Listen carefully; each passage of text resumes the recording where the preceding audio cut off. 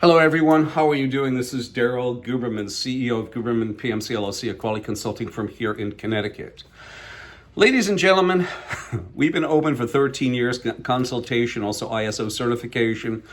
We've been banging our heads against Boeing, trying to get into Boeing, except the problem is that Boeing sits on their accreditation body, that their mandate on a supplier bulletin in 2002 that said, send in your AS9100 certificate, send us your parts, and Boeing doesn't have to send any inspection to see if you're making your parts in a swamp for 22 years.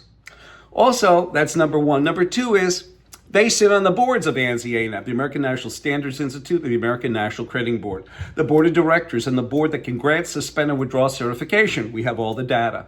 On top of that, they are underwriters for the International Accreditation Forum in Delaware, which is a repository for both international and national accreditation bodies, and also the ILAC, the International Laboratory Accreditation Cooperation in Australia. So they are underwriters, which means that they take full responsibility for any systematic or product failure. But because Boeing sits on the board in control of them, their failures are basically based on ANSI and ANAP certification, because they said, send us your cert in the bulletin 2002, send us your parts, and we don't have to come do an on-site audit.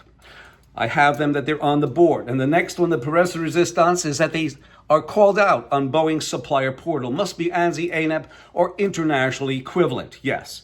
So this video today is about news media won't tell passengers the truth. And in 2009 to present, Boeing was made an FAA regulator. That means, ladies and gentlemen, last thing I'm going to say, the rest of the data is down below the video.